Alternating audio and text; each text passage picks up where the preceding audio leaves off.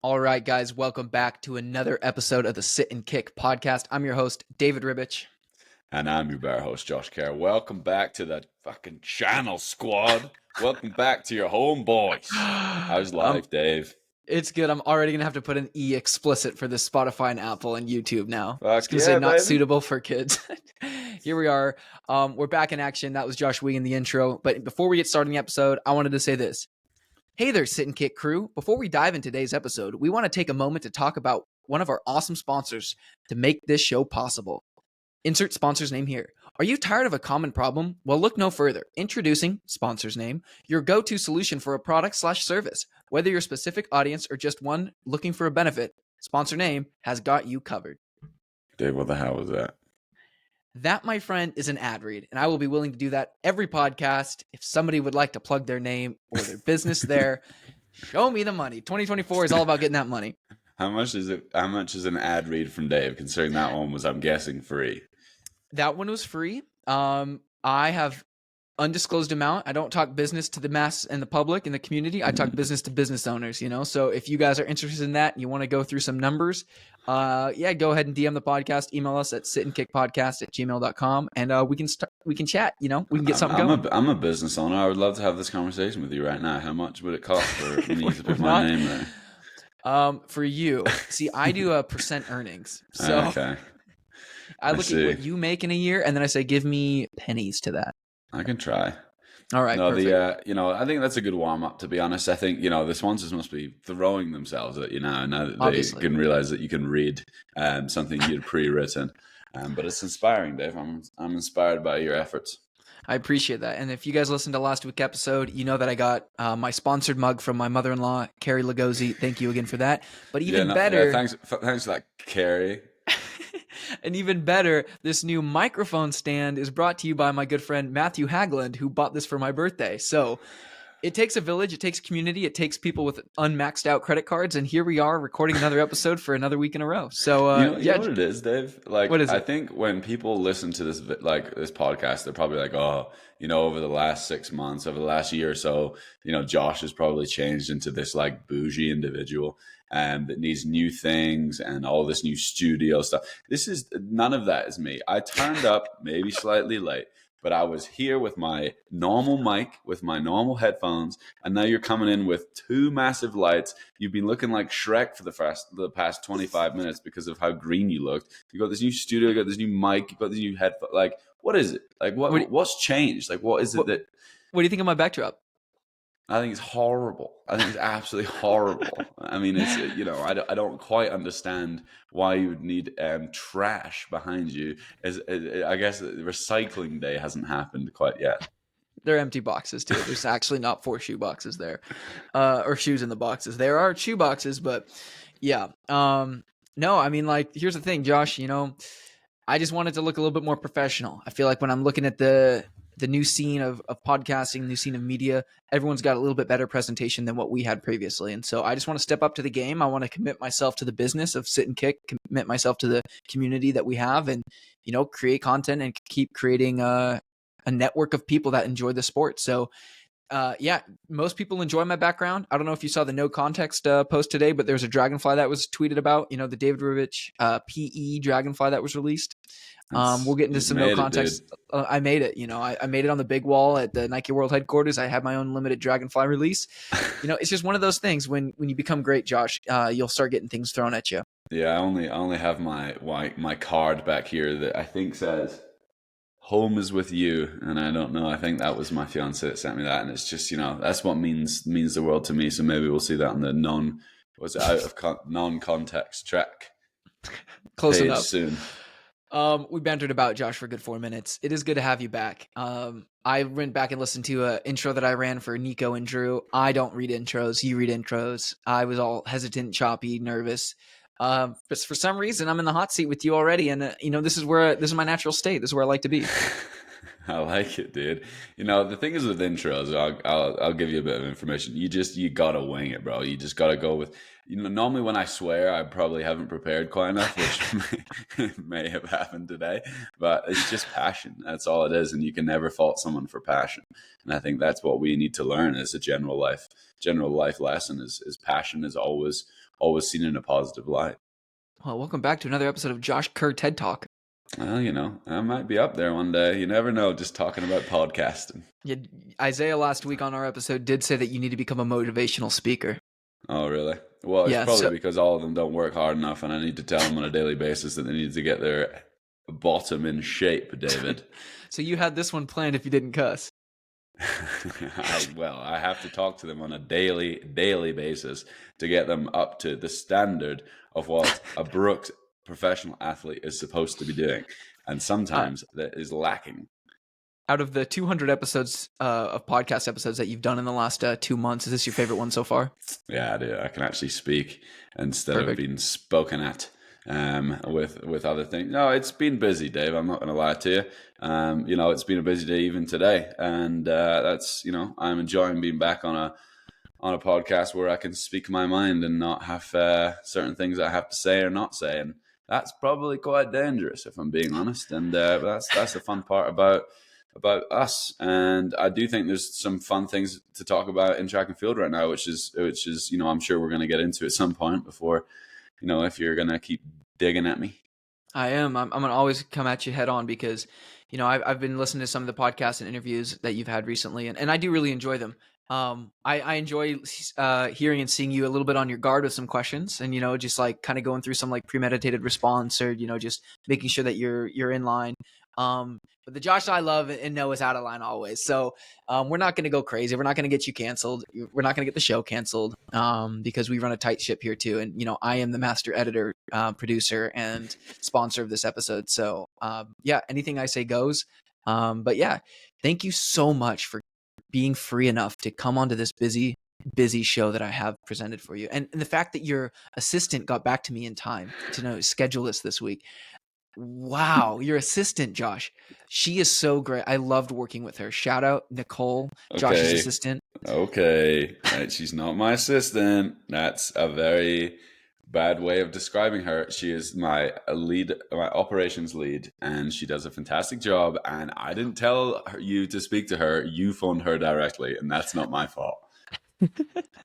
I'm very happy that you have her in your corner. I'm happy you have people in your corner to make sure that you are in the right state of mind and can handle what job you actually have to do it on a daily basis. So I'll give you shit for it, but I'll go through Nicole or your operational lead as many times as I need to just to be able to get you on the podcast. But of course, I'm never going to bother you and make you hate me more than you already do. So, Josh, we can jump into whatever you want. We can jump into the fall chat. You know, we have some premeditated prompts out there in our script that is a whopping over 100 pages now on our Google Doc. I know, I saw that. Pretty impressive. I mean, we've been around for a couple of years, but it's up to you. We can either go off those prompts or, you know, we could get ourselves into trouble and go off script. So just kind of go on, take it where you want. Yeah, a bit of both. I think, you know, for me, I think off season's always fun. You know, going into that a little bit, like, from your perspective, like, you know, you look at an off season, which, you know, it was such a weird off season this year as well, where there was like high level races happening all throughout the year, outside of probably maybe November time. And so everyone was kind of a bit more specific in what they were doing, and there was so much going on, which, to be honest, I felt like it made me almost not ever switch off. It was like, oh, like someone's doing this, someone's doing that, like just making sure that I was probably focused in my off season, where I was like allowed to relax, but I didn't go full 2021. Let's go crazy with it and gain like 40 pounds and not run for like a month, which is probably good at the end of the day. Yeah, from a physical perspective, but from a mental perspective, yeah, this was definitely the weirdest mental off season. I mean, like, I had a wedding, I had a honeymoon, and that was a good little break. But I mean, like, there's this weird. It's not even FOMO, because it's not like your fear of missing out. It's more like, am I doing the right thing? Like, you kind of question yourself a little bit of, like, you see the World Road Running Championships, and like neither of us did that. I mean, it was like the day after my wedding, and nor did I qualify, but you probably could have gone. but you see them run those races, and then suddenly you're like, wait, should I be training right now? There was big money in that too. I think I Yeah, got told after the fact it was like what 50 bags or something to win that yeah, thing. yeah, And that seems like, especially obviously, you win a little bit more outdoor worlds, but it's not like a ton more. yeah, There's in this sport you don't make a ton of money out of the IAAF, but the and then you look at Pre. Obviously, Pre was in there as the Diamond League final, and then yeah, then you've got the San Diego Holiday Half, all just kind of same caliber meets, really. yeah. Most people, chose to do those first two, but I guess, I'll take the reins for that half. But, as I was pitching the half to you, you were interested into it. And Correct. then right at the last minute, right when things got real good, you were like, Josh, I can't quite swing it. And I think that's a shame. It is a shame, but I am curious how fast you think you could run a mile with the 709-meter downhill stretch. Smart. It's a good question. I actually had no platform to really speak about this properly. And I'm going to be speaking to you, the specific hater. I'm not sure that's hating. out there. No, I'm not speaking to hating. you, David. I'm speaking to the listener that is specifically listening to this to say something about this specific moment. And my comment to you is, sir or madam, why don't you go and run the San Diego Holiday Half? Why don't you dig into the results of the people who run half marathons and marathons and their performance they normally give at San Diego? It's not normally a personal best performance. And the reason for it is, for the first 10 miles, it is net downhill, Okay. which batters your legs up. And for the last 3 miles, it's rolling hills. And it sucks so bad. It's like when we made our move, Henry made his move at 9 miles, stretched the four of us out. Then Dylan made his move at like 10-ish miles. I was very aware that I could have fallen over at any moment. Like as a miler, and you would feel this as well if you'd followed up on my invitation, you don't know. I never have a problem running 440 miles. It's a lot slower than I can run for a mile, David. And so I don't need the downhill to be able to stay on pace. But the pounding that it takes to be running for 13.1 miles as a miler is so difficult. Like my legs afterwards are just like not really walkable for a couple of days, not really runnable for a week. And so absolutely battered, mate. I was ruined. I was absolutely ruined. And in the last mile, I was like trying to make a move to get back to Dylan. And I was more worried about falling over than I was about, like, I needed to finish the race, and that's what my biggest concern was, versus like trying to get back to him. But yeah, I think as a miler, I could run a lot quicker on a normal course, in my opinion. And everyone's opinion that runs the race. Fair enough as well. Okay, so it's kind of more like you had to be there. You had to be there to know. You had to kind of. It's like you can take things for a grain of salt when you're looking online or looking at results, but like you don't know the conditions, you don't know the actual course, and so that's a very good. I'm not saying it's a slow course. I will say that, but it's not like as a miler, it's not the fastest course we could run on.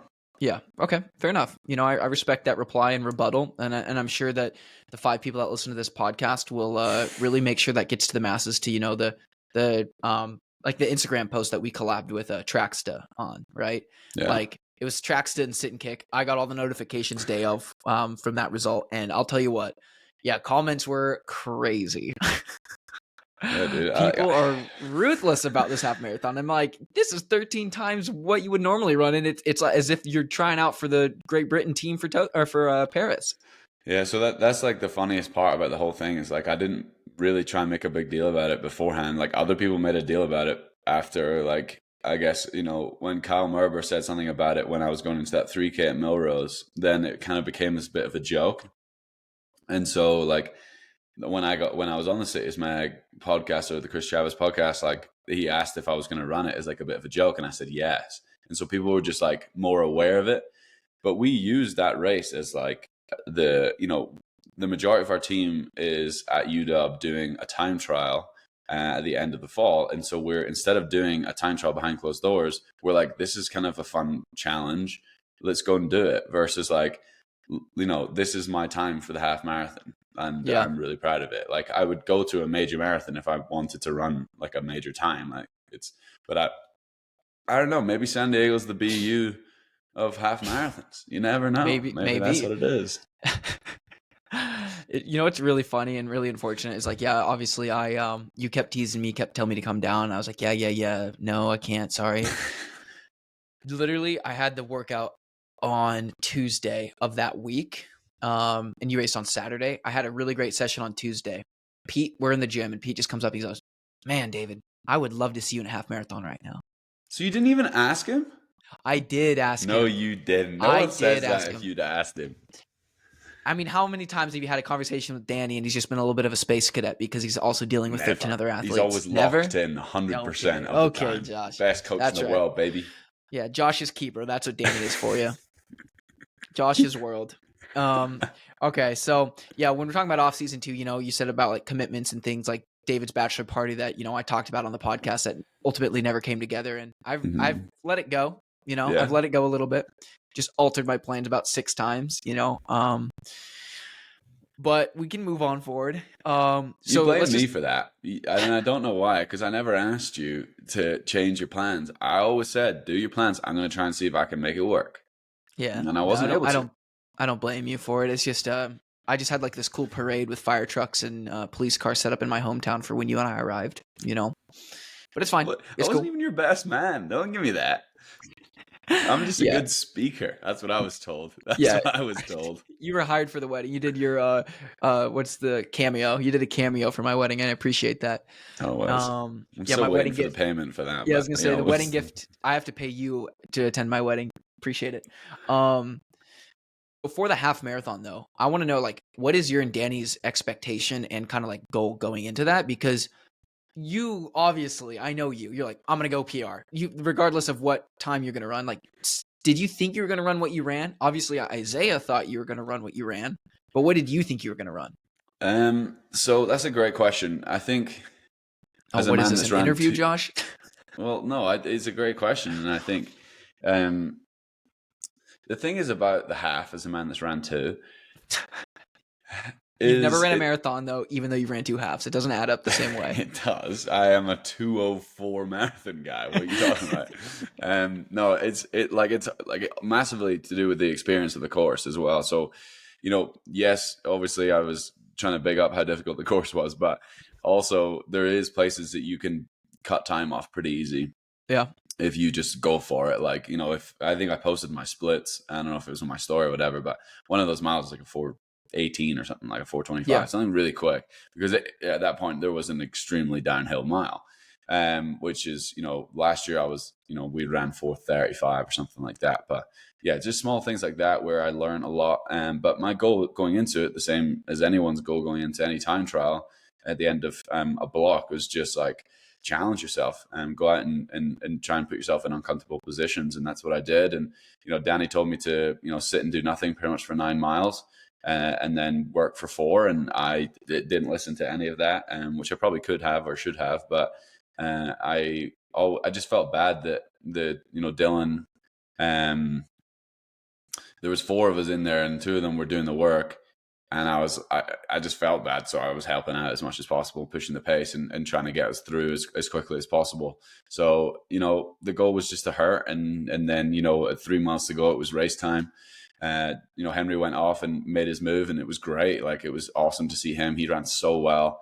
And then Dylan, kind of strength prevailed a little bit over the last 3 miles in the hills and stuff. But it was hard. And so that's what we got out of it. And it's better to me than, I don't know, doing like a 8K on the road or on the track, or doing like a hard 10 miler or something. It's just like a bit more fun. And then, I won a whopping $400 as well. So there we go. Hey, that's more than my studio cost. So feel free to invest that for the next sponsor ad read. No. So let's talk about that now. So you put the half marathon on your schedule. In the grand scheme of things, it means nothing. But from a mental performance and a structure perspective, it kind of means everything for the fall, because it puts something on your calendar to look for. So let's just kind of open this up as if you're talking during your TED Talk to the listeners and things. How important is it to kind of put something on your schedule just to kind of keep you motivated? Yeah, I think that's actually the biggest thing is when you're running something like a half that's so difficult and it's so, I think our sport is so humanizing in the way of like, you can hide in a football game or in a rugby game or, maybe less of a cricket match, but you can like hide as much as possible. Maybe you stay away from the ball, maybe get rid of it quickly. Like, but in a half marathon, like you've got it, or you don't. And if you don't put the work in, you're just not going to get the results. And so it is very like, cut and dry. Like you're either good or you're bad, or you're fit or you're not. And so that's what I loved about having it on the schedule, is because we had a busy fall. But it really made me like, well, even if I don't want to run well at this half, I still need to be incredibly fit to even just run this half at like a elite enough level to get away with it. And it also just meant that, I knew more people would have eyes on it. I knew more people are going to be annoyed about the course and all this stuff. But I wanted to prove to myself that I could run faster than I did the year previous. In the same way that we compare ourselves to ourselves constantly throughout our athletic achievements and performances through year to year. But what I want to know is what you think you could have ran in half if you'd come to San Diego. Genuinely? Yeah, genuinely. It's funny because this was even, like I said, this was before you ran your race. But when Pete goes, I would love to see you in a half right now. I think that if you were to run a half today, you could run 61:40. That's what he said. Okay. So that's a ballpark a little bit quicker than what you ran, a little bit quicker, if not at where Dylan ran.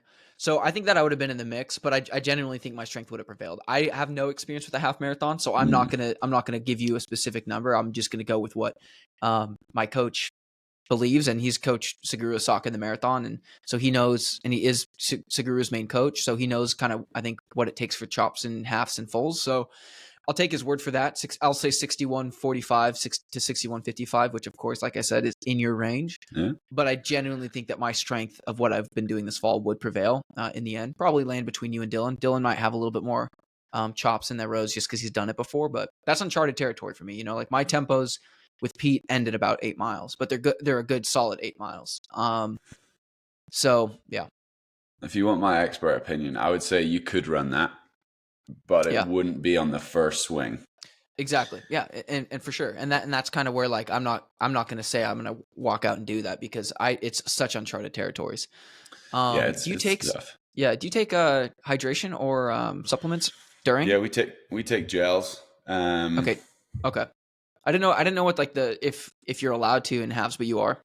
Yeah, I mean, so we didn't have like stations or anything like that, so we just like chucked them in the pocket. I took gel on the line, gel at 20, 35, and 50. No, I didn't take another one. I think I maybe 20 and 40 or something like that. I was meant to take 4, which marathon runners and half marathon runners will laugh at. Like they'll be like, "That's too much. Like you shouldn't do that," and that's fine. They're useless and they don't know how to compete at a high level.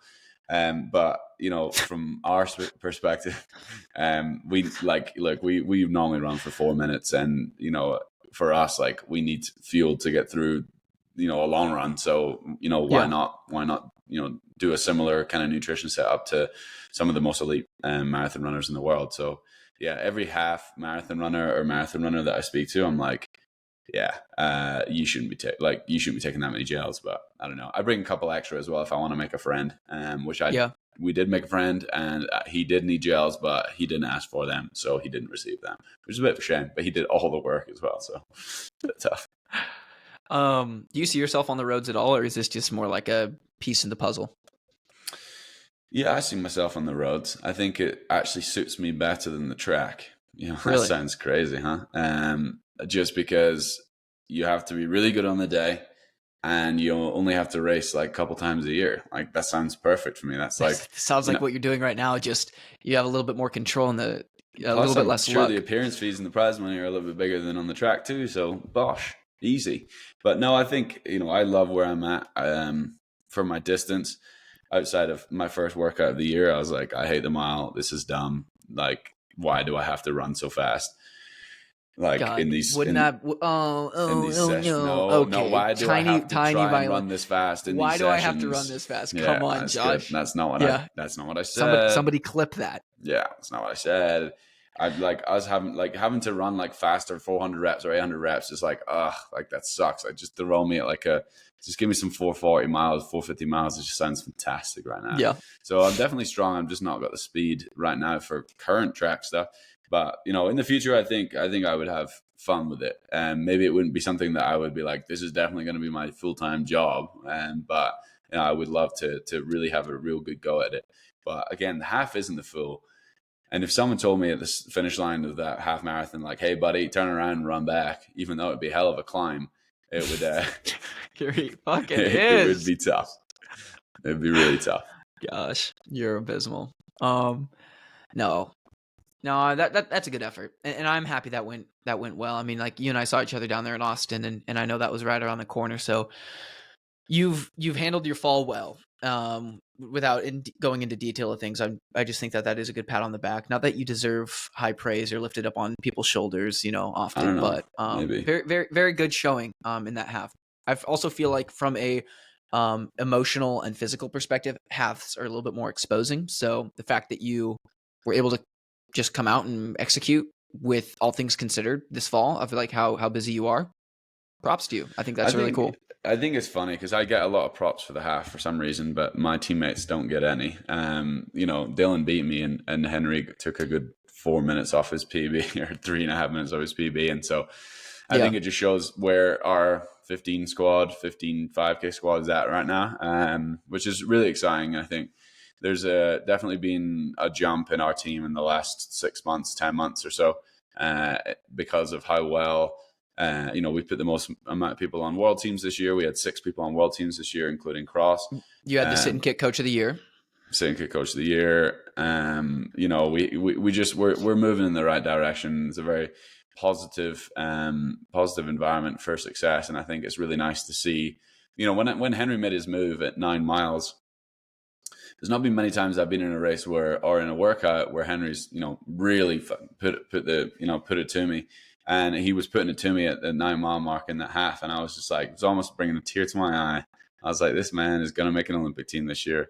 He's been able to really put together some fantastic training and also put together some fantastic races, which is very difficult to do. I feel like sometimes understated how difficult it is to really put everything together. And so seeing him do that at 9 miles and see Dylan running scared for his life at 10 miles and keeping looking back at me, I was like, boy, I'm trying to come back at you, but I couldn't. And so that was the most fun part of that. And I think it just brings you closer. Running halves, it brings you closer, and you try and invite your friends, but sadly sometimes they just say no, and that's okay. Like, it makes me feel probably how you felt for your bachelor party, and that's okay. All right, let's move on to January. All right, so we're looking at camps. I know the team, Isaiah was saying, they're coming down to you in Albuquerque. Got your normal camp set up. We could dive into that. Not really. It's Albuquerque. I feel like we've talked about Albuquerque for years on this podcast. I'm going to Phoenix on Monday, so I'll be there for 4 weeks, get some warm weather training. So that's nice. For you, I kind of just want to jump around a little bit. Training race schedule, you've already been announced for Millrose.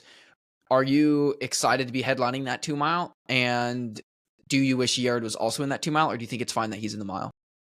It's a good question. I think I've now come into this world, and this is probably stuff that I'm not allowed to say, but this is the fun part.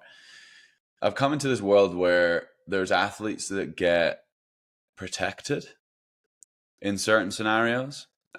So say, for example, this definitely hasn't happened. You could use me as an example. I'm not allowed in the New Balance meet. Then, I understand, like, maybe we don't want to go head to head, or the meet doesn't want us to go head to head or whatever.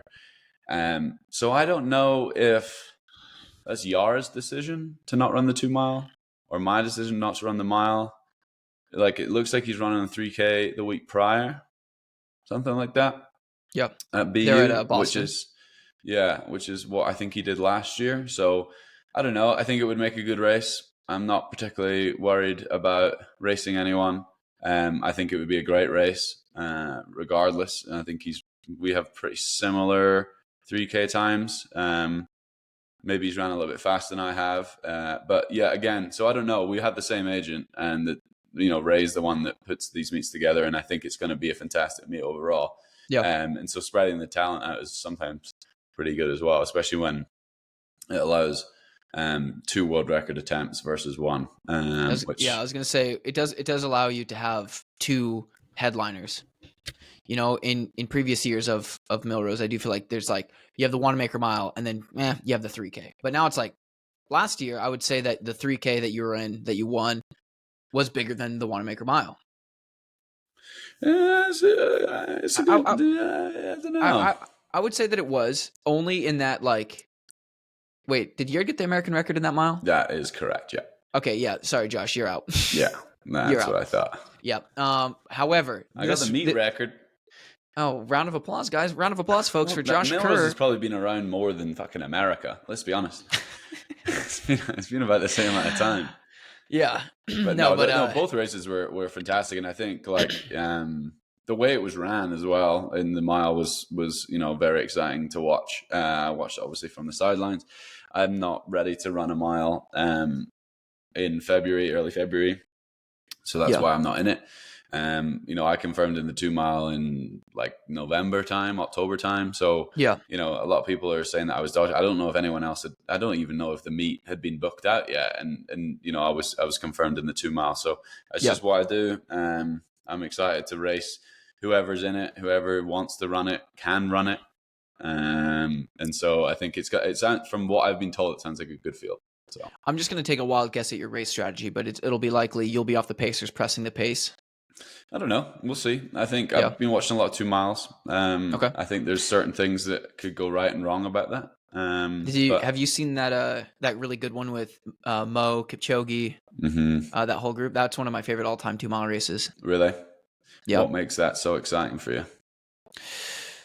I think that it's like one, I faintly remember that when I was younger, not watching it live, but like I feel like when I rewatched that video probably like a month or 2 ago, I recognized the race. Like I had like a nostalgic like recollection of like, oh wow, I kind of remember this race. What I like about that race is at that time, those guys were all superb athletes and but they're still relevant names today. Athletes' careers were seen at a pinnacle point then in that race, going after a world record. But then you look at what the careers were accomplished, what they accomplished in their careers after that, and it's still beyond that race itself. So for me, it's like they all attacked it. I felt like they attacked it. It was a home crowd for Mo. Which brings me to my next point. Why are you going to go Glasgow indoors? So this is fun, right? Mm-hmm. So initially, yes. I was like, it's Glasgow, I have to do it. Then no, because I was like, Danny made some good points about injuries and things and travel and all these things. And then it was yes again. And then it was no. And then as of like 36 hours ago, I got a text and I was like, that makes a difference. Okay. Yes, maybe. So I don't know.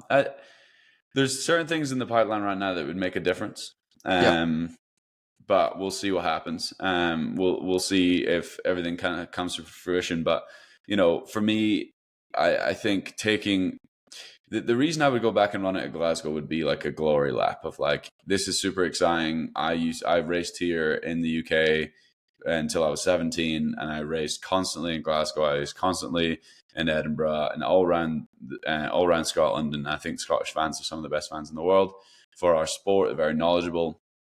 And they love their own runners.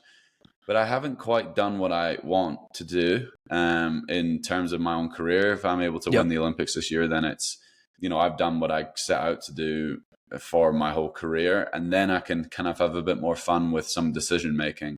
But right now, if it doesn't add to what I'm doing, which is to win the Olympic Games, then I'm sadly not at the point in my career where I can just run a championships because of where it's set. Yeah, I was going to say, because the sound of that, like if you were to do Glasgow, you wouldn't care about becoming the indoor world champion. That's not what your emphasis and focus would be. It would be to showcase and kind of give back to Glasgow and give back to Edinburgh and Scotland. And, you're not really a man for appearances like that. You're saying some things could change, in that, like, you're in conversations. But yeah, you've always had that level head on your shoulders of like, you have a target and you're not going to do anything to sway you from that target. Like you doing the half, you doing the 2 mile, you doing all these races are built up to Paris. So with that said, if Glasgow's not going to offer you that, then like you've said, World Indoor Championships don't count for anything. You just won't do it. Yeah, I think it's tough because World Indoors is in this weird place. I think that like, is it a major? Is it not? Like, I don't know. Like, plus, over the last couple of years, whenever someone goes, there's like this just horrible like apocalypse of illnesses and problems, and it's like it's an Olympic year, man. Like, just be careful with what you're doing.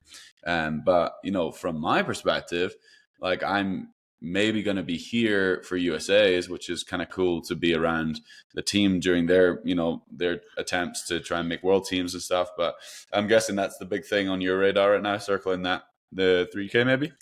Yeah, circling the 3K. The tough part about the 3K, the plan right now is I'll be in the 3K at Boston BU at the end of January.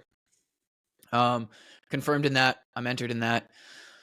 The world standard for the 3K is 7:34, and it's a one-man final.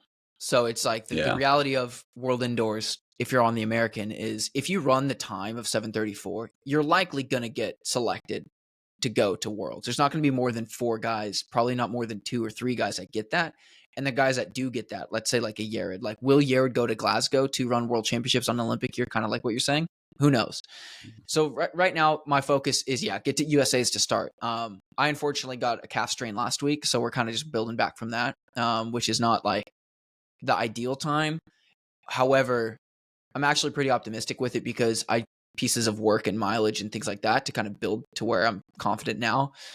But getting a little setback is frustrating, because it's one of those things where you're like build, focus, and then suddenly you get sick. That's what happened with me. I got a little bit sick, and then I'm coming off of getting sick, and then I strained my calf, and I'm like, are you fucking kidding me? Like, I was reaching for the clouds, and now like I'm in the fucking trenches again. So right now the biggest priority is honestly just getting back to a point of like running. I'm incredibly fit. I'm biking 3 hours a day. So it's like, I'm not too worried about where my fitness is going to be. I've only missed 5 days. So I'm not really worried about where I'm at right now. The biggest thing is going to be honestly just getting to a start line to hit a qualifier for USA's, because I do want to do USA's. Okay.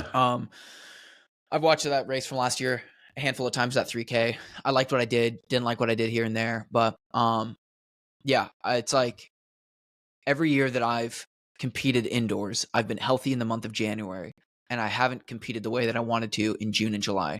So for me, if this little setback brings me back a little bit to only build better in February, March for June and July, that's great for me. Like I'm not worried about February in my career right now. I'm worried about June, July. And so I don't feel rushed, other than getting a free trip to Albuquerque to go hang out with you and, have a good race. So we'll see. You're a thinker, Dave. You're a real thinker. When you get to the age of 28 and you haven't achieved your goals, Josh, you have to put some thought into it and not overthink. You should probably rethink your goals. You probably rethink your goals. My goals right now, qualify for USA's. No, I think, it reminds me a lot of Dylan, who was coming back, was fit, got ill, ran nothing for 5 days, then tried to run like 100-mile week or something, Dylan-y, strained, I think it was his calf. It was something along the lines of something to do with his calf or his something, Achilles, I think, actually, maybe. Yeah. And then, 4 weeks later, ran 61:29 and a half. So yeah, I think you guys are very similar in the way that like you don't get super unfit and you don't ever really shy too far away from it. So I think, when I strain my calf, you're like, well, I don't spend 3 hours on the bike. I might spend 3 hours looking at a bike, but that's probably about it. But that's, it's part of the process, man. Like, yeah, I think we constantly just compare ourselves to ourselves, and it's a blessing and a curse. Like, I've got a session tomorrow that I ran last year, similar date. And I'm like, if I don't nail this, then I'm not going to be ready for Melrose. Like, Melrose is a month away. And, I had a good session on Tuesday and a great session on Friday, which I didn't like, but I still think it was a good session. That it's like, but I don't feel like my legs are quite there yet. Like the speed stuff is really, doing all the strength work has really like got in my head a little bit about like being back and able to run, pretty much 2 4-minute miles back to back. So we're just dealing with that, and everyone deals with that. And I think just taking a moment, take a breath, and be like, look, like, this is running. You're going to have ups and downs. Not everything is going to be the same. Nothing's going to be perfect. If you have a bad night's sleep before a workout, it might make the difference between your average versus the year previous or the month previous, but you could still be fitter. So, it's these small things that we need to deal with our own kind of mindset and make sure that we're, actually coming at it with good opinions and not just the opinions that we're trying to make up ourselves of like, well, if I do get this session tomorrow right, then like I'm gonna run 7:58 for the 2 mile. Like it doesn't work like that. Yeah, it doesn't work like that at all. But, and that's a good piece too to add. So like a question, like we can kind of go through into some fan submitted stuff here too. A question that was submitted by a fan, and also guys, do a little segue out of this segment real quick, just to let you guys know that we really appreciate all the fan engagement, comment section, the DMs, the memes, the subscriptions, everything. Like we're pushing this podcast, aka I'm pushing this podcast, because I think that this is just an exciting opportunity, an exciting time to be in the sport of track and field, but also track and field media. And being the juggler that I am, I'm going to juggle both, and I'm going to try to compete at the highest level and also try to create the highest content. So I really appreciate you guys staying committed by submitting questions, doing things for the Banter Bowl, creating memes. Your guys' engagement makes my love for what I'm doing a lot better. If I like sent out questions and it was just crickets, it'd be super awkward because then I'd have to make up all the questions for the episode, but I don't have to do that.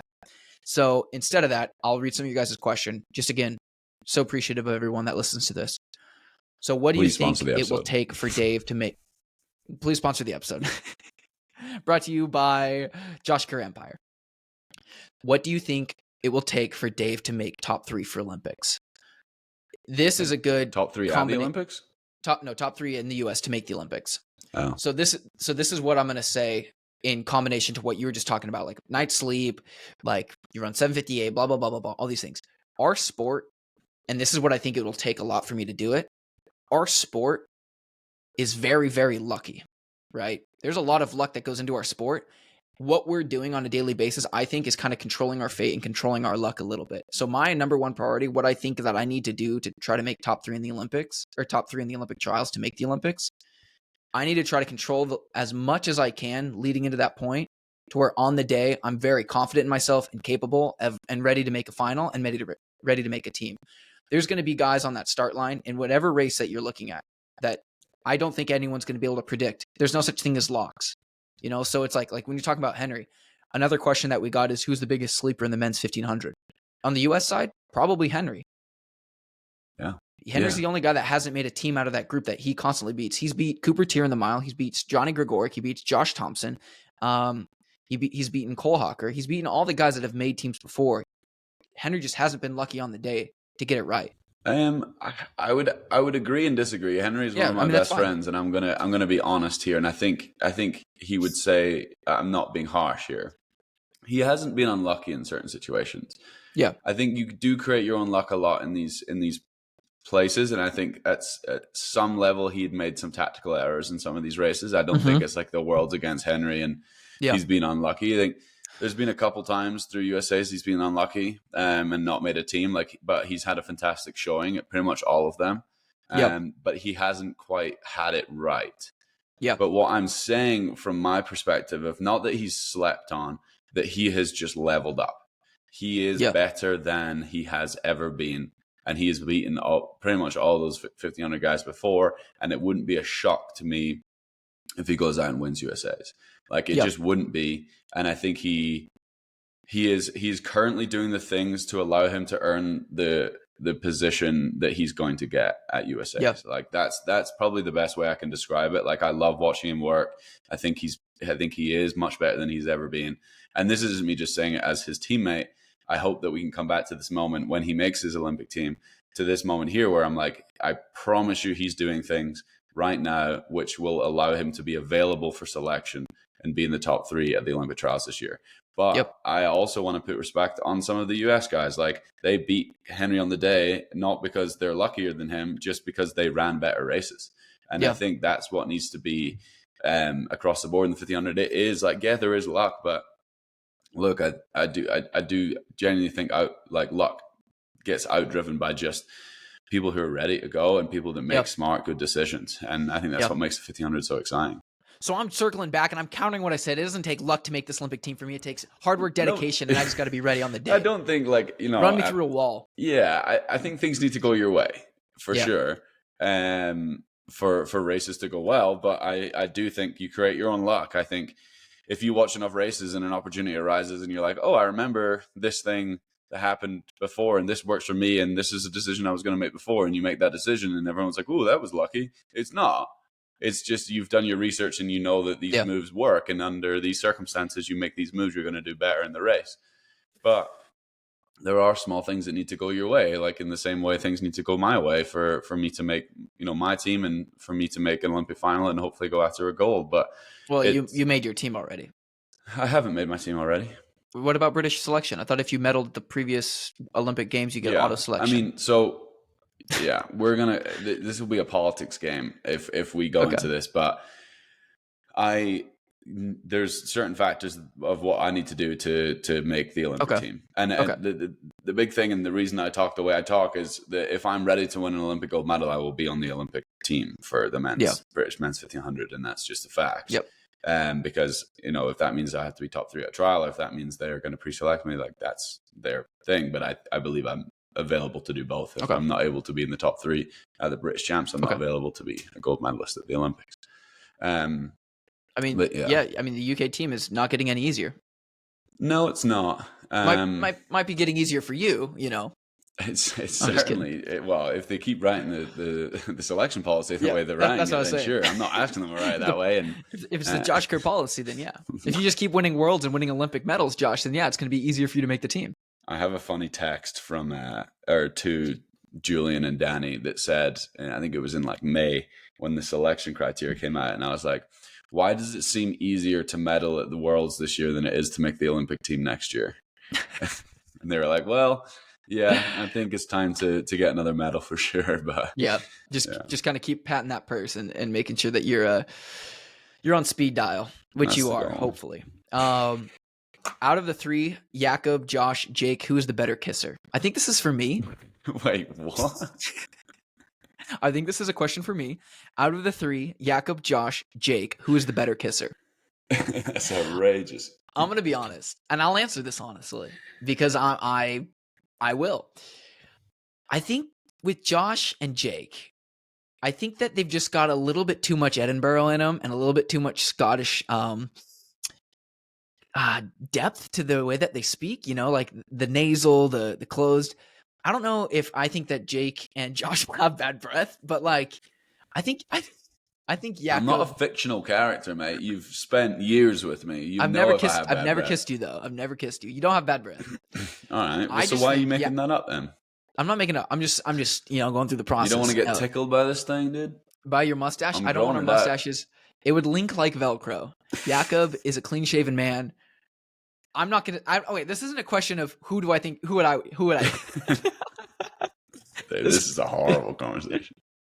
This is not a question of who I would kiss. Who do I think is a better kisser? I'm gonna say that I think Jakob is a better kisser. That's what I'm gonna end it with. We're moving on. That's crazy. Not who I would kiss. I'm just saying, theoretically speaking. Okay. How has your relationship changed since changing teams? Has it, Josh? That last question. Yeah.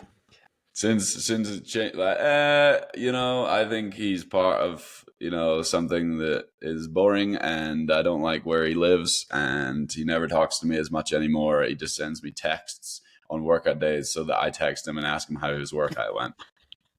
That's how. Notice I've been very quiet since I strained my calf. That's what's happened. I see. Yeah, normally I get a text from Dave on a Tuesday or a Friday or both that says, hey, good luck today, big cheese or big dog. And I'll be like, thanks, buddy. And then he'd be like, what did you have today? And I would tell him. And then he'd be like, how did it go? And then I'd be like, I'd tell him. And then I'm like, well, the only reason he's texting me this is so that I can be like, how did today go, David? And then he'll tell me how it goes. And it's normally very impressive. Yeah, but you haven't hit me with the days that I've done that. You haven't hit me back with the days I really wanted to talk about. But it's not about my workouts anymore. I can work out well. It's about your cycling. Are you a Swift guy? You a big Swift guy?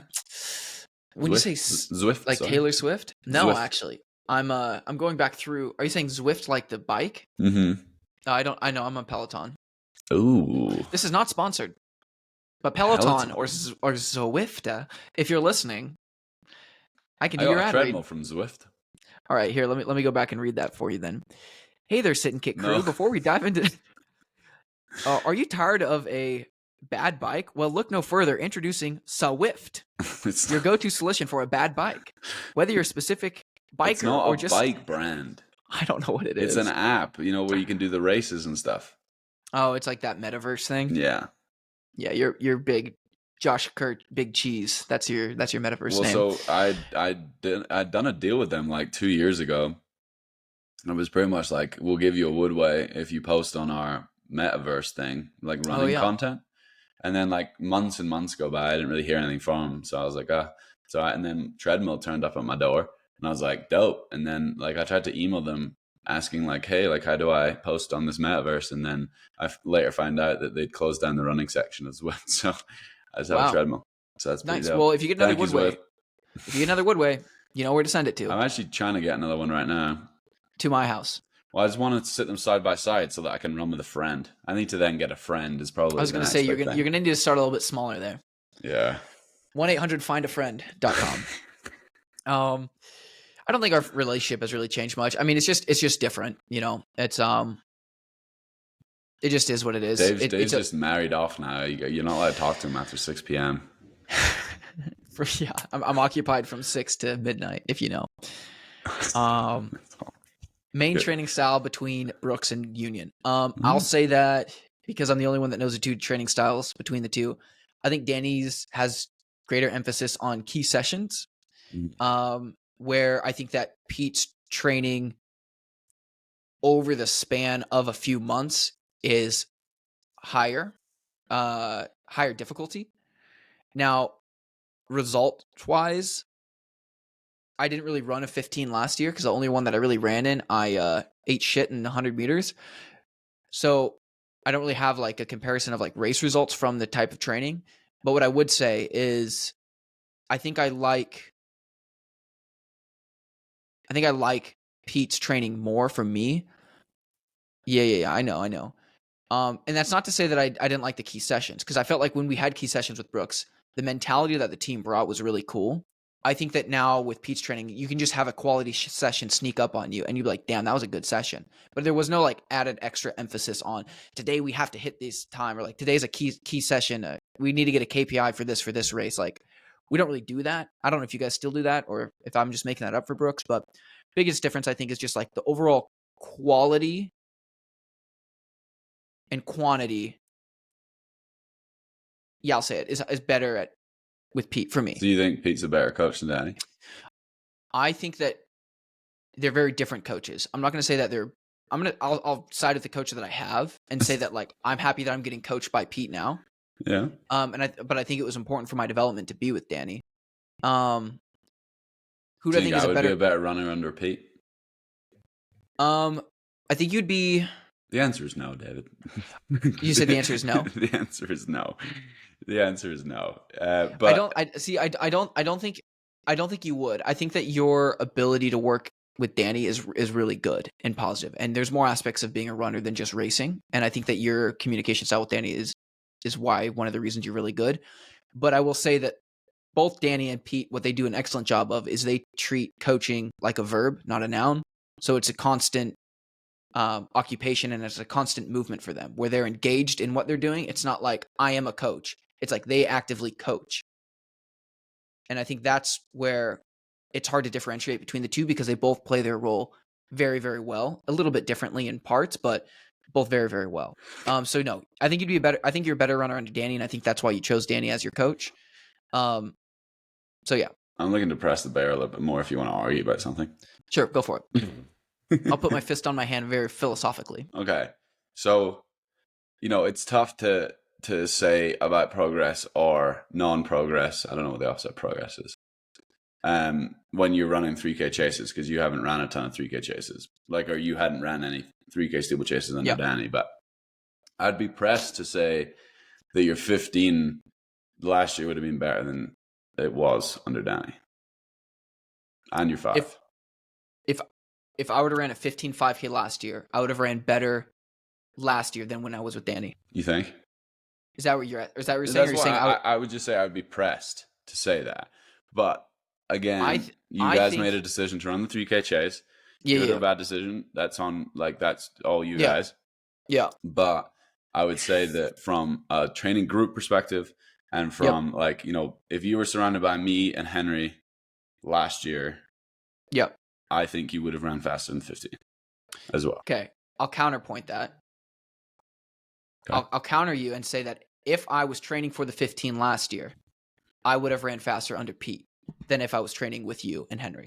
And here's why. Because I'm an athlete that operates under, I like being a priority.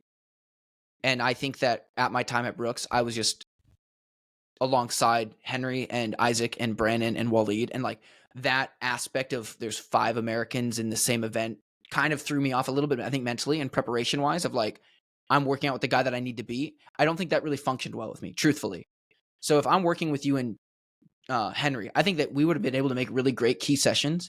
But what I really enjoy with Union and in my ability to race here, I mean, again, steeplechase, whether it was a good or bad expedition, I'm not going to say that it was bad. I think that it was explorative, and not to close the door on it, but like maybe we come back to it, maybe we don't. The whole calf strain thing is definitely kind of putting a little bit of a tinker in our plan, but I don't know if that's the right word.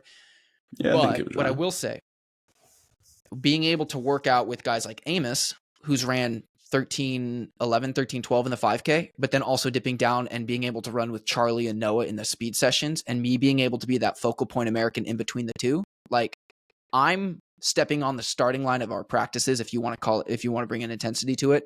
Like, this is 100% benefiting me today.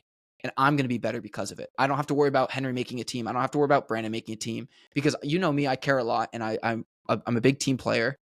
But when I get to work out to the capacity that I work out with Union, crazy, I'm the only American male on our team. That's not a good thing. It's not a good thing. I'm saying that's not a good thing. So Nike, if you're listening to this, please give me some US men. But To kiss. I think that if we focused on the 15 last year, I would have ran faster because I was in a better headspace training for the 15. I did, again, I hate the fact that I say workouts. I did great workouts and I never raced right. But I just know where my headspace was at in the workouts, and it was so competitive.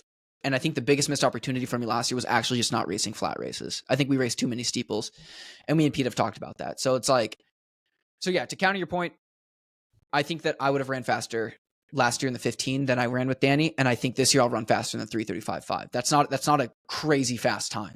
That's like 57.5, 58s. Like, I hope to heaven almighty that I'll be able to grab that. So yeah, Yeah, who's a better coach? I think They're it's a equal, balance.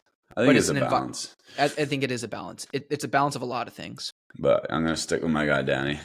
He's a better coach. I'll stick with my guy Pete. But I Well, understand. at least I understand where you're coming from. Like I do. I see that in your personality. yeah, And it is difficult to train with a lot of people that are going for similar teams, and it is an interesting dynamic. But the cool part for us, we're maxed out when it comes to I think we have obviously we've got two American men in the 8, kind of, with Brennan kind of bouncing up to the 15, and then obviously you've got 3 American men in the 15. So yeah, it's not like, this is the thing is, I don't think that's going to be like, if it was, the last 3 people that made the US team, like I think that would make a big difference. But considering, none of outside of, Zay last year from a men's perspective and myself, like no one else had made a team. So it's not like, it's like, oh, this person's, like you were saying, like there's no such thing as a lock, but there's like, oh, this lock that, you're able to like having to deal with every day. It's like, yeah, I think it just brings the odds up of being like, exactly what the best guys in the 1500, the 800 are doing. Let's bounce off each other. But it's definitely, you have to work on it, and we've had to work on it a lot, I think, especially in the last couple of years. But this year is finally like a really nice atmosphere where everyone, especially on the men's side, because obviously we're on the men's team. And that's what we're dealing with on a daily basis, is like, it's in a really good spot. And we have a lot of new women as well, which is awesome. And they're all working super well together. But yeah, I'd love a bit more international appearances on the Brooks Beast team, but that's myself. We'll do a trade. And I think some of the I think it's some of the, in a counterpoint to what I said, I think some of the issues that I had, and this is like my internal issues, not like issues with the team, is things that were wrong with me in that scenario. Was I think I had a bit of an ego too pressed on myself, where a bit. Yeah. You think a bit? Yeah, of course, everyone's got to have an ego. Where I didn't like also not being the best, right? So when I was also not the best, especially not the best American, then there was suddenly this like pressure of like I also had to be the best, and I was never the best. And so when I'm here, I'm went like, to a worse team. Is that what you're saying? To a worse team? Yeah. Not to a worse team, just a different dynamic. This is a very different dynamic this is a very different dynamic. But for you, like, let's say, how would you feel if you had like an up and coming UK 1500 meter runner to work out with? Let's say like a middle ground, like 332, 333 guy that could make the team for the UK, but like you are seeing them every single day. But then you also have to beat them. Would you want UK guys on your team in the 15? I was the one that wanted Kyle on the team. Obviously, but he's not in your event. Yeah. No, I understand he's an 8 guy. I want Neil on our team. Like you would work out with Neil Gurley. Yeah, we're friends. Okay, like friends, I don't but you're, like. You're also competitors. I also think like I'm not trying to big dick you at the moment, Dave, but yeah, you're good. I'm trying to be the best in the world. Yeah, and so if I'm dealing with people in my training group that are good, that's great. But like, there's 8 billion people in the world, and I have to be better than every single one of them. And so if I have someone that's good and capable of being someone like some of the best athletes in the world, then that's fantastic to see on a daily basis. And I would learn from them. And, I'm not a perfect athlete. I've changed a lot this year in terms of structure and lifestyle. And that's just mostly because my fiance has let me know that there's a couple things in my life that I think could be better. She's really good at kind of figuring out where my weaknesses are in terms of lifestyle and things like that, and bringing people on that she thinks are good at certain jobs, and giving me, opinions of where I think I could get better. So, if I'm training with someone at a high level, that's great. It makes me more of a high level, and it's less of the training side. I want to learn about people's lifestyle. I want to learn about what they do on the other 20 odd hours of the day, in between sessions, in between runs. Like, that's what I live for, is like, okay, how can I, be better on the session day? I know that I am capable of being the best in the world. I've done it, but how can I continue to do that without needing to train harder? I've done it. I feel like I'm already, I have, like, I know. What I'm saying is like, that is a factual statement that you can make. It's crazy, huh? Yeah. Respectfully crazy. Like, I'm not trying to like blow it out of proportions, but like, when we've talked in these in-depth things, a lot of it's been theoretical, but now it's actual. And to your point too, I think that the reason you are one of the best in the world too is because you don't have and that's what I was saying. The things that I didn't like, what that is to me when I was with Brooks, it was an insecurity, and that insecurity was outweighing the pros of having world-class athletes that are Americans to train with every single day. Yeah. And that's why there's a big separation in the mental aspect of the sport for me, where I was and where I'm at now, is because I can see that now. But when I was there, I didn't see it that way. It's difficult though, because I'm not trying to, that whole blame is not on you either. Every single person on our team was insecure at a certain point of being like, well, including myself, especially coming off that Olympics. Yep. Where we probably had a bit of a tougher year when it came to group dynamics. And it was like, none of us were in a position that we wanted to be in, and we were all kind of taken out on each other. Yeah. And I think we've all learned from that. Sadly, you had to move away, but, some of us, we were still talking about it. Like, that was a tough time for all of us, like, where none of us had achieved what we were wanting to achieve. And at practice, it was kind of coming out in the worst ways. But we fixed that, and we've solved that. Not saying it's fixed for life, but it's currently the best it's ever been, in terms of just because we've been able to just talk about it, because it is difficult to talk about in our sports. Like, I'm not doing what I want to do, and that frustrates me. And when things aren't going perfectly, like, it comes out in negative ways, and I'm dealing with it now. Yeah. Like, my session on Friday wasn't going the way I wanted it to go. still went well. And if you're looking at it from a paper point of view, it went exactly how it was supposed to go. Yeah. But the way it got there, it was very, very difficult, and it wasn't exactly the way I wanted to do it. And I was so negative, and I was like in my own head and all these things, and I'm like, what am I doing? Like the session was great. Like, just get over it, move on. And we just get a little bit too much in our heads, and that's just about. And we're just humans, man. That's what it's about. Yeah. Like, we're just gonna grow and learn. And that's where the maturity comes from. I would say the men's, and me and Isaiah talked about this. We've talked about this before on runs, but we've also talked about it a little bit on the podcast, but mostly on runs. And Brandon, it's funny because Brandon and Isaiah have had similar things. And if you guys are listening to this episode, we're an hour and 5 minutes in. We always say we want to keep them close to an hour. We got a little bit ways to go. So Josh, you doing all right? Can we just kind of keep, having a good chat? Do you want me to text Nicole, see if I got anything else on? Here he is. But to your point of like wanting to work out with Neil, right? Like I remember talking to Brandon. I'm like, when we were bringing on Zay, I was like, is that like, are you excited about that? And Brandon's like, absolutely. He's like, I know how Zay works. I know how good of an athlete he is. He's only going to push me further. And regardless, I'm going to see him at USA's in the final. And I'm going to have to race him anyway to make a team. I'd much rather work with him every single day to make a team myself. And on the day, if he beats me and makes a team, literally Brandon's like, he got me. Yeah. Just super, super nonchalant about the fact that like his teammate takes the spot over him. But that's the maturity that I think that group has shown throughout the course of years. That's also Brandon. Like Brandon's a very mature guy, and Yeah. I think just a very positive and awesome athlete to have around.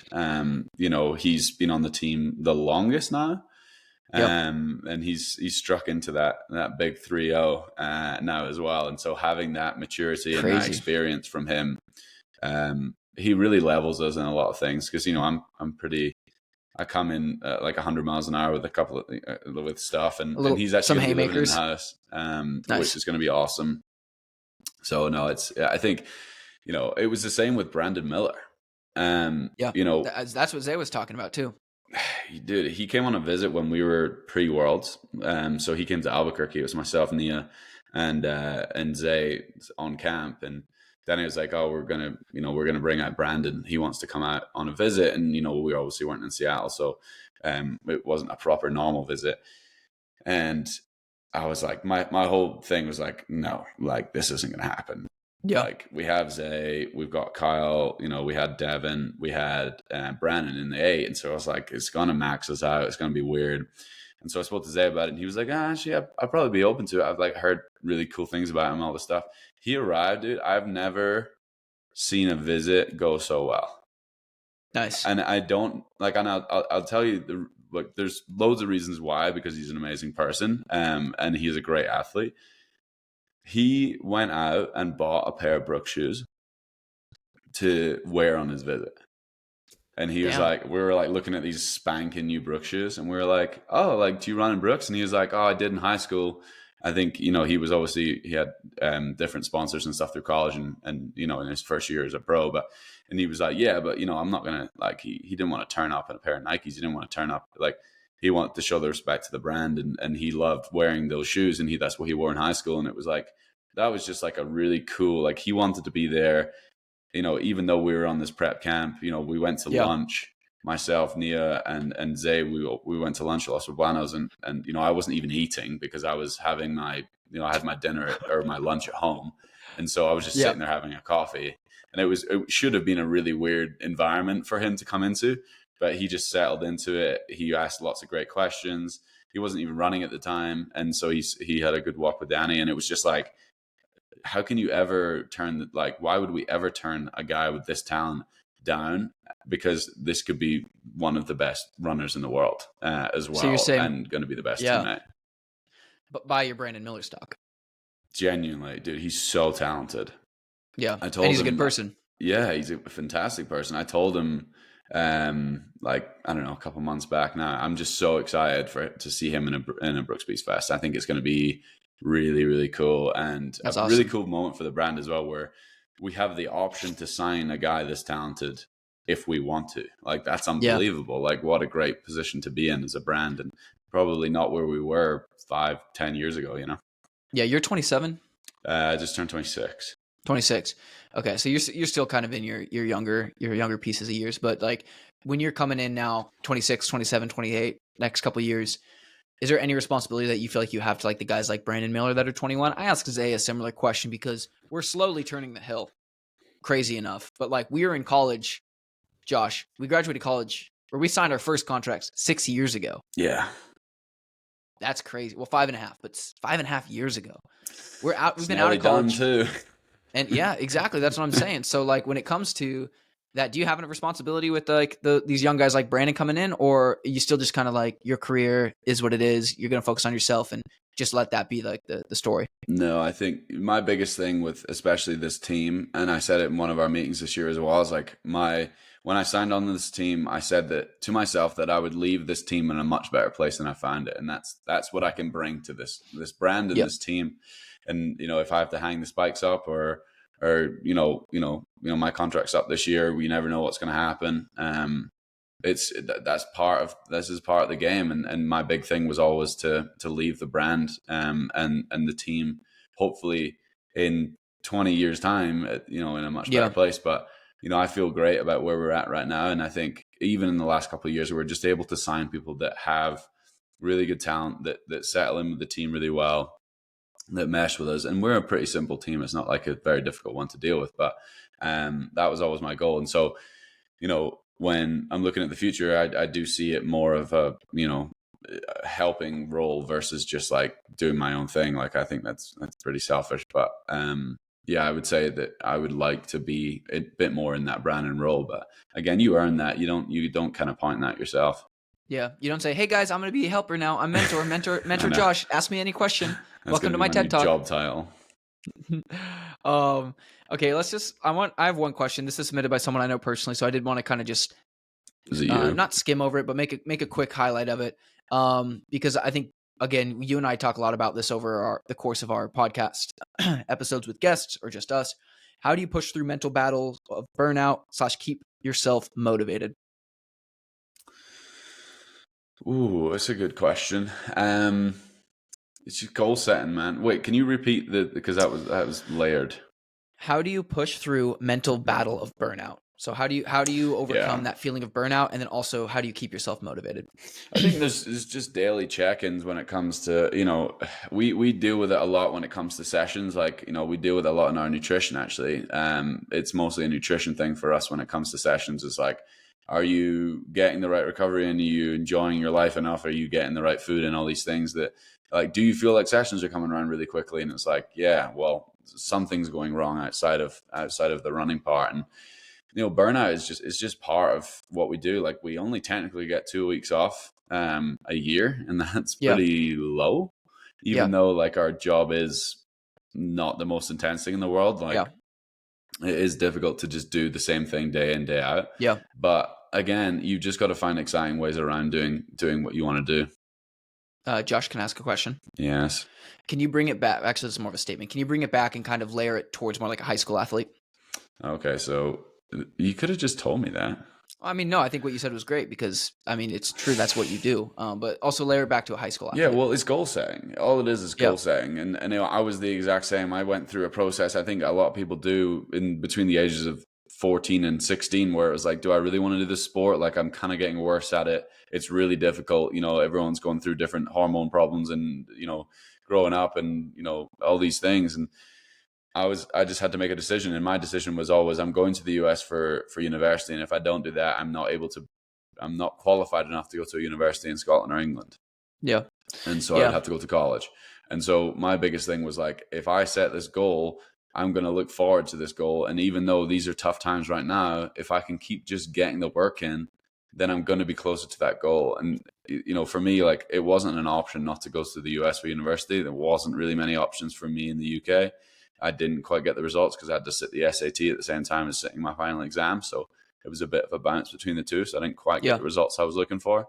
But that was all it was. That was the only thing that kept me going was like, I need to be able to go to university or else I don't really know what I'm going to do. And so if you can set a goal, if that's, to run in college or if that's to, break a 5-minute mile or if that's to like have this goal where you can be like, if I do this, then I'm I'm happy with how things have gone and I'm okay with my career, then it allows you to keep on track. Because without these small goals, like I got asked that question today. I was like, oh, do you get up thinking about or go to sleep thinking about the Olympic gold medal? I'm like, no, I'm thinking about my session tomorrow. Because if I get the session tomorrow right, it means that I can do a solid long run, which means it allows me to, to work out on the track on Tuesday. And then if I can get that right, then the legs are going to feel under me for this 2 mile coming up. So I don't have to run any like time trials beforehand and all these things. Yeah. And like, it's a step-by-step process. If you get too far ahead of yourself, you're not going to get the work in. You're like, well, if I don't run today, it doesn't really make a difference for 6 months time, really, if you think about it.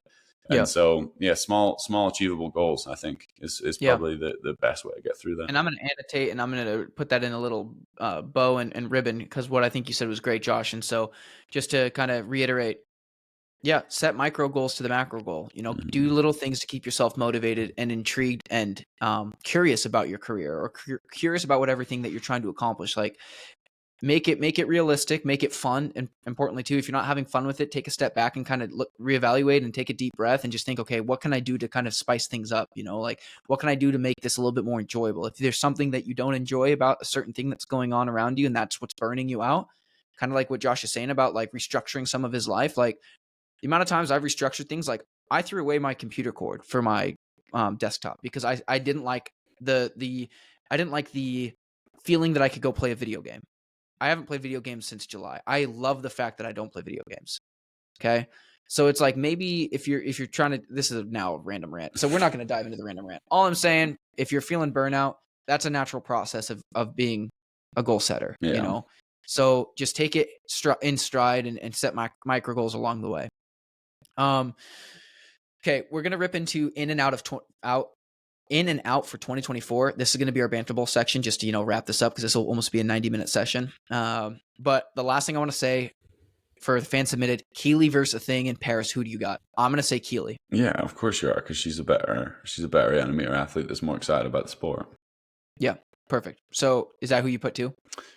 Yeah, I mean, look, I don't know a lot about a thing. I think she's incredibly talented, but I don't know if she loves the sport. Like, I think I've kind of had a peek around the curtain of how much pressure can come when you're good, and like the kind of bad things and annoying things that come with like being someone who's won a championships. And I don't know. I think it's a good question to ask if you're like, who's more talented. I would say a thing's probably more talented. Yeah. But I think Keely's willing to put the work in. And so I think she is too. Be my answer. Yep. Sick. Okay. In and out for 2024. So how this is going to work, guys, this is going to be a great little segment that we'll probably put up on Reels. So if you guys are unfamiliar with the podcast, at the end of every episode, we do a banter bowl where we ask these serious questions that are funny, that are fan submitted, family submitted, friend submitted, whatever. I think I said that twice, where we put our guests or our hosts in the hot seat. Instead of doing the banter bowl today, we're just going to alter it into the in and out for 2024, because this, in fact, could just get banterish. So, Josh, do you have that list in front of you too? Yeah. Okay. So I'll read one. You could read one. You could skip around a bit, but I want to go through this list and say all we have to reply is in or out. So, for instance, Strava. I'm going to say out. I think Strava's stupid. Yeah, I've never used it before. Yeah. Like, I think there's, the athlete I'm coaching right now uses Strava, and I think it helps with the honesty of what's going on if you're coaching from afar, but I would say that's probably about it. Do you want to start a coaching program and training plan from Sit and Kick, and then we can, really branch out and make some money from this? Well, I have coached Derek Rubich before, so I would say it was only for a week, but I'm pretty sure he ran well that week. But no, I'm training my brother for Edinburgh Marathon right now, so. Love it. Okay. So Strava, out, even though it's good for coaches. NIL deals? Dude, no one understands those. They're in, though. I would say that they're in. They're in, but I don't get them. What are they? They're like $30K bog standard deals, so you get a pair of shoes. Like, these companies are buying athletes for way under their value for like no reason. Yeah. Like, I'm undereducated on it. I understand that. But I don't get it. Like, I love the fact that athletes are getting more money in college. Yeah. And I love the fact that they can enjoy being in college for longer than they probably were before, which means the NCAA and collegiate athletes are able to keep the high level of competition, and it keeps the level of competition in NCAA really high. But Yeah. what are the companies earning from this other than first right of refusal? If they have first right of refusal, which I'm not 100% sure all these college kids know are in these contracts, Yeah. like that seems to be underpaying them for what they're asking for. Yeah. So I don't get it. I think it's great for the athletes that are making more money. I don't know if it's worth them not having as many options when they come out. I don't Yeah. know though. I don't know. It's odd. And that maybe that's why we're over the hill. Because I mean, I don't even know how that is navigated. Maybe what we'll need to do on one of these episodes is maybe bring in an agent or bring in someone that's very I've familiar with spoken to Ray NILs. about it, and Yeah. obviously Ray loves him because he makes money off him. But like that means that they need to have agents, and like they're still in Crazy. college, but they have an agent, a professional agent. But then, then they're dealing with companies that aren't the sponsor of their school, and so does that bring less value to their school? Like I don't really get it. But NIL deals, I mean, they're in, and I love the fact that athletes are making more money, but like, I don't get it. I don't get it. I'll read this one and then you can start reading a few. Threads in. Follow me on Threads. What's Threads? Threads is Instagram's Twitter. Instagram's Twitter or Twitter's Instagram? I really don't know what it is. What Instagram's Twitter. So I Threads have to download it? What is it? So you have to download. You could download it. Yeah. It's literally like it looks like Twitter, or as we would call in Elon Musk era, X, but it's Threads, and it's associated through the metaverse of like Facebook, Instagram, Threads. You've lost me. Yeah, it's like I could share my Threads on my Instagram story, and it's all the same universe. It's not active, but I've been pitching it every episode, so I'm going to keep it going. So Threads is in, folks. It's okay, out. Josh, take some. Josh and Dave's friendship. In. There we go. Okay, we're safe. Even if it's not as like active, if you haven't had sex for a year, it doesn't mean that you're a virgin. Okay. Moving on. Oakley's. I mean, let's be honest. Yeah. Let's be honest though. Are they not the best sunglasses in the world? They are the best sunglasses in the world. I went to their HQ and it was the coolest thing ever. Awesome. Dude, their company is insane. They make everything. I was like, do you guys just like, is there any structure to like being allowed to make things or not make things? And they're like, no, like the CEO, the head of the company is like, we create this company creates things like and I'm like looking at all these things. They've made like motorcycles and like skis. They just make most random stuff ever. And it's awesome. Yeah. It's just like the creativity in that building is second to none. And I'm excited for maybe getting my own pair. Showering with your clothes on. I'm guessing you wrote that. I did not write that. Did you poo yourself again? What? Did you poo yourself again? No, I did not poo myself again. I think showering with your clothes on is out. Of course it's out. Whoever does that. But taking a bath, Epsom salt bath, with your shorts on is in. What? If you're sitting there naked in your tub, that freaks me out. I take baths, Josh, with shorts on in my own home, and I'm the only one home. That's insane. I don't want to be scrolling Instagram or reading my Kindle and just in my peripherals see a fishing bobber floating in the water. So it doesn't float. Well, maybe it does. I think you and I are cut from different cloths. Many years. Yeah. That's insane. As a statement, you wear shorts in your own bathtub. Like, so I have the ice bath outside. I would wear trunks to go in that. Yeah. Okay. But that's probably it. But if you were to throw down an Epsom salt in your bath upstairs. Yeah, I get in sparkers, mate. Don't worry about it. Steeplechase. Out. I'm going to make this. I don't know if you and Pete really understand, but I'm going to make this decision for you. I'm going to say out. Okay, move forward. Keep going. Breaking 4 minutes in the mile. I'm going to say out. Yeah. I think it's a big deal, but I think that there's just like so much going on with it. Like we're finishing the era of people that grew up thinking it was a big deal. Yeah, that's a good way to put it. That's a really good way to put it. Like it's still in because it's still an accomplishment, but it's like if there's an elevator to the moon. No one's gonna think that's a great achievement. Well, you would be the first person to the moon at that point. What's up? You would be then the first person to the moon.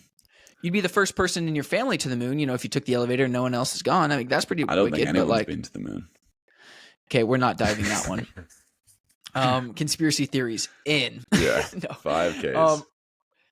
5Ks in. I think 5Ks are going to be good. Yeah, I think 5Ks in. I'd like to run a good 5K, so we'll call 5Ks in. I don't know if I'm running a 5K this year. I'm not sure I'm trusted.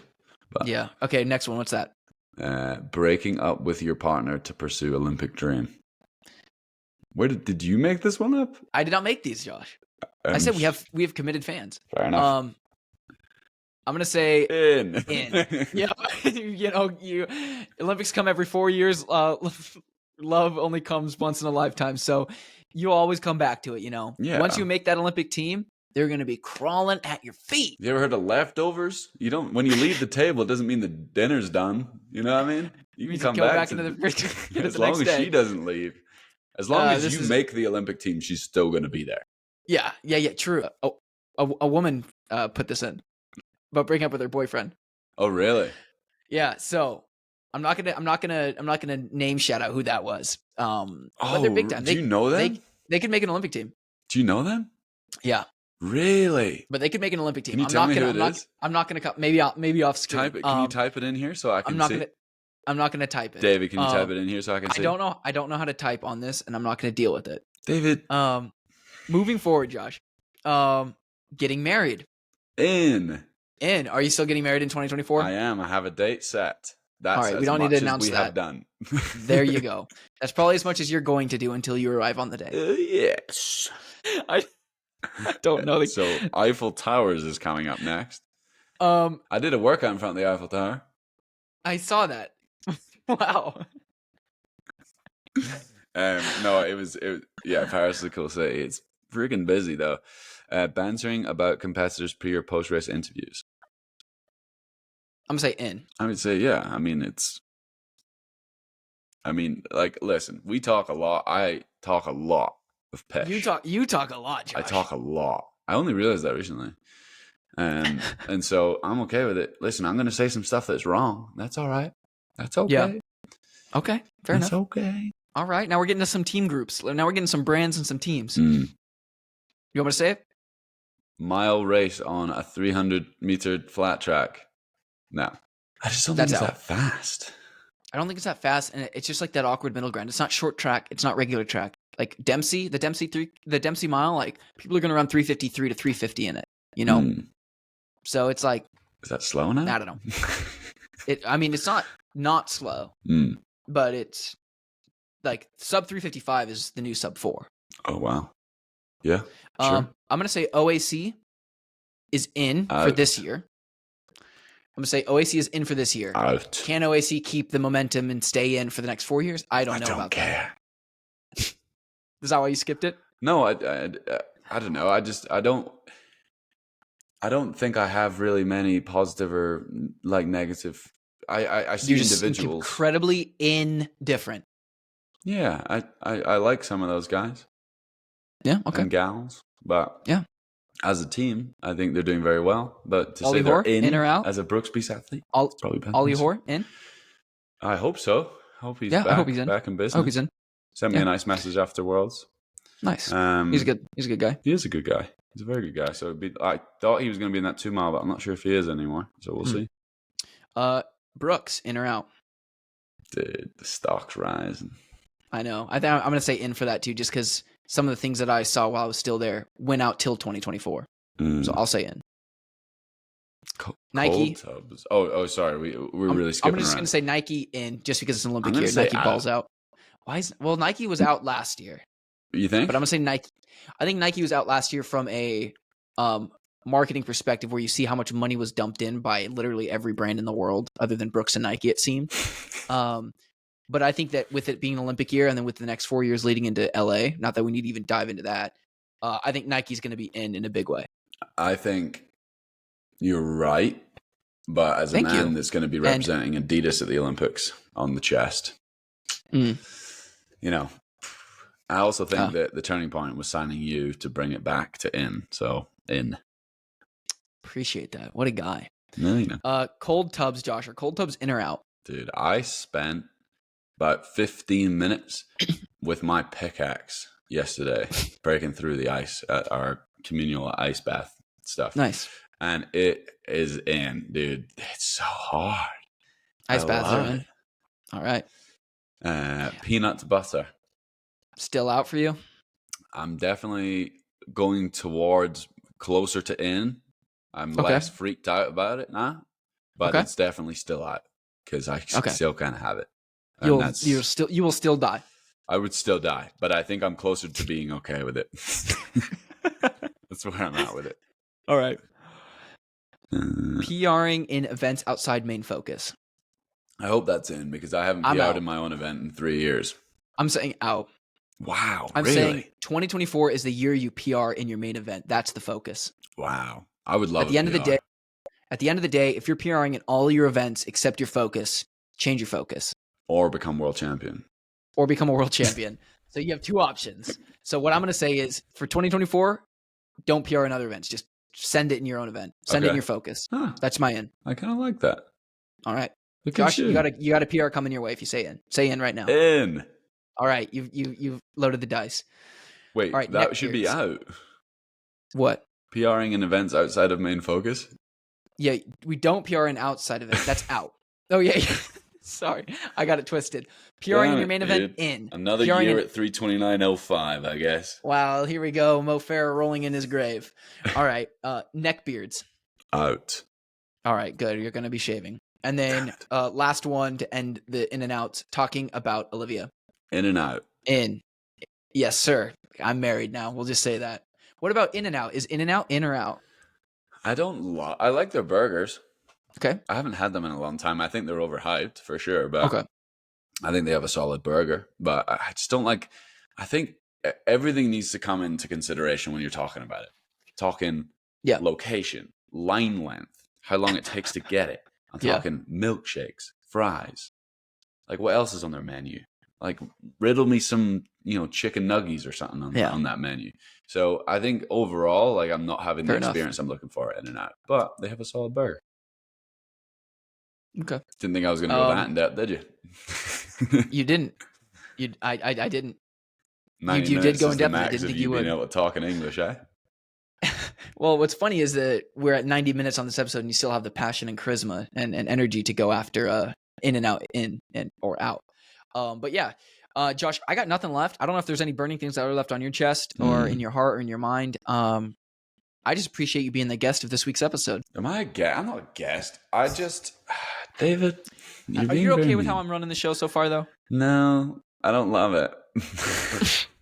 Is that why you came back? I might have to come back and speak a little bit more. How often do you want me on, Dave? I'll ask your assistant, and then I'll get back to you. She's not an assistant. Don't put her down like that. That is a bad way of describing her. What's the? She's the CEO of this empire. She's the okay, yeah. No, but yeah, no, I'll be back on. I just, I talk a lot, Dave. Yeah. Ooh. And sometimes I don't have a lot left to say. Are you sweating? It's probably those Nike dry fits. Look at this. No, I think it's the 3 studio lights that I have blasting in my face. The ogre ones. All right, I think we should shut this down before we continue to talk pish. Shut it down. So guys, thanks for tuning in this week's episode. Next week's episode, we should have a guest on again. And by we, I mean probably me, because Josh will be halfway around the world in Guatemala doing some field testing for agave and coconut water. So no, he won't be. But appreciate you guys listening to this episode. If you made it this far, as always, please subscribe on YouTube. Please comment on YouTube. It helps our algorithm. Please interact with our Spotify. We've been getting over 70,000 impressions on our Spotify per week, which has been really great. So let's keep those numbers rolling. And let's keep things moving forward in the right direction. Year of 2024, Sit and Kick is in. PRing in your main event is in. Friendship is in. Strava is out. Guys, Olympic Dream is on. Let's get it going. So yeah, thanks. Run the outro. Josh, anything you got to say before I run the outro? Don't break up with your partner. Okay, we're running it. Unless you're winning. And roll. It's a slow, meandering affair. He wants to kick, he's got to go now. We're with Josh Kerr. I'm here, David Ribich. Josh Kerr. David Ribich. Josh Kerr's for real. Fastest D2 1500 meters. Josh Kerr on the outside. Way up front now is David Ribich.